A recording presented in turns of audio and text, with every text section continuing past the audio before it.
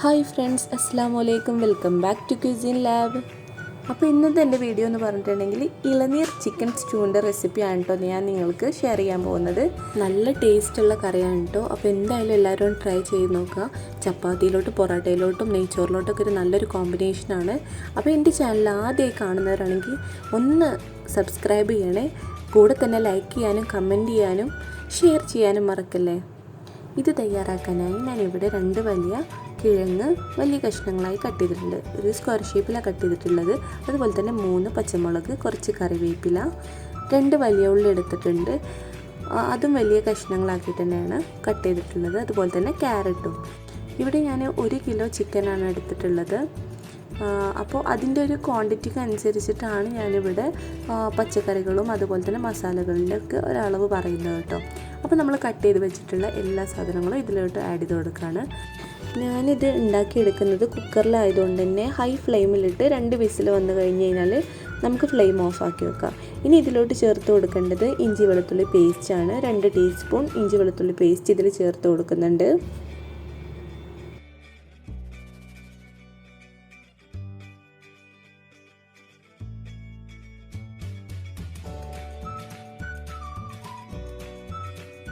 മൂന്ന് ടീസ്പൂൺ മല്ലിപ്പൊടി,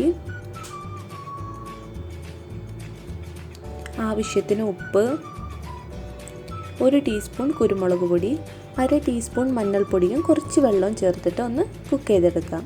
ഇനി തേങ്ങ അരച്ചെടുക്കാൻ പോവുകയാണ്.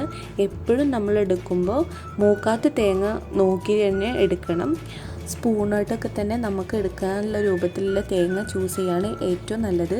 എന്നിട്ട് ഇതിലോട്ട് ഞാൻ തേങ്ങ വെള്ളം തന്നെയാണ് ചേർത്ത് കൊടുത്ത് നന്നായി നല്ല ഫൈനായിട്ട് അരച്ചെടുത്തിട്ടുണ്ട്.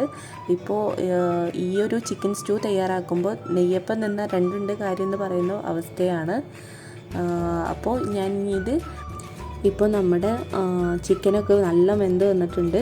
അപ്പോൾ നമ്മുടെ അരപ്പ് ഒഴിക്കുന്നതിന് മുന്നേ ആയിട്ട് 1 ടീസ്പൂൺ കുരുമുളക് പൊടിയും അതുപോലെ തന്നെ കുറച്ച് ഏലക്കയും ഗ്രാമ്പും കറുവപ്പട്ടയും കൂടി ചതച്ചതുണ്ടായിരുന്നു.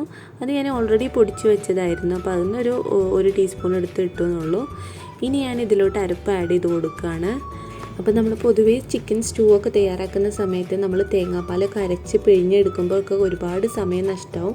അപ്പോൾ പെട്ടെന്നൊക്കെ തയ്യാറാക്കാൻ വിചാരിക്കുന്ന ആൾക്കാരൊക്കെ ആണെങ്കിൽ ഇങ്ങനെയൊക്കെ ഒന്ന് ട്രൈ ചെയ്ത് നോക്കുക. പിന്നെ നമ്മുടെ വീട്ടിലൊക്കെ അത്ര തന്നെ മൂക്കാത്ത തേങ്ങയൊക്കെ ആണെങ്കിൽ നമ്മളത് അങ്ങനെ ഒഴിവാക്കി വിടാറാണ്. നമ്മൾ ചിലപ്പോൾ കറികൾക്കൊന്നും ഉപയോഗിക്കാറില്ല. അപ്പോൾ അങ്ങനെയൊക്കെ വരുന്ന സമയത്തൊക്കെ നമുക്ക് ഇങ്ങനത്തെ ഒരു റെസിപ്പിയൊക്കെ ട്രൈ ചെയ്ത് നോക്കാം കേട്ടോ. ഇപ്പോൾ നമ്മൾ തേങ്ങ ഒക്കെ ഒഴിച്ച് നന്നായി മിക്സ് ചെയ്തെടുത്തിട്ടുണ്ട്. എന്നിട്ടൊന്ന് ഫ്ലെയിം ഓൺ ആക്കിയിട്ട് ഒന്ന് തിളക്കുന്നത് വരെ ഒന്ന് വെയിറ്റ് ചെയ്യുക. അപ്പോൾ അതിൻ്റെ തിളച്ച് വന്നു കഴിഞ്ഞ് കഴിഞ്ഞാൽ നമ്മളിതിൻ്റെ മുകളിലായിട്ട് കുറച്ച് വെളിച്ചെണ്ണ ഒഴിച്ച് കൊടുക്കുന്നുണ്ട്. എന്നിട്ടൊന്ന് ചുറ്റിച്ചെടുക്കുകയാണ്. ഇപ്പോൾ നമ്മുടെ കറി റെഡി ആയിട്ടുണ്ട്. നല്ല ടേസ്റ്റാണ് കേട്ടോ കഴിക്കാൻ. ഞാൻ ഇത് പൊറോട്ടയിലായിട്ടൊന്ന് ട്രൈ ചെയ്തത് നല്ല ടേസ്റ്റ് ഉണ്ടായിരുന്നു. നമ്മൾ സാധാരണ ഉണ്ടാക്കുന്ന ചിക്കൻ സ്റ്റൂവിനേക്കാളും ഒന്നും കൂടി ടേസ്റ്റായിട്ട് ഒന്നും കൂടി മുമ്പിലായിട്ട് തന്നെ നിൽക്കുന്നതെന്ന് പറയാം. അത്രയ്ക്കും ടേസ്റ്റായിരുന്നു. ഇപ്പോൾ ഗസ്റ്റ് വരികയാണെന്നുണ്ടെങ്കിൽ അല്ലെങ്കിൽ നമ്മൾ തന്നെ വീട്ടിൽ ഒറ്റയ്ക്കാണെങ്കിൽ പെട്ടെന്നൊക്കെ ഉണ്ടാക്കാൻ പറ്റിയൊരു കറി തന്നെയാണ്. പുതിയ വീഡിയോ ആയി വരുന്നത് വരെ bye bye. Thank you for watching.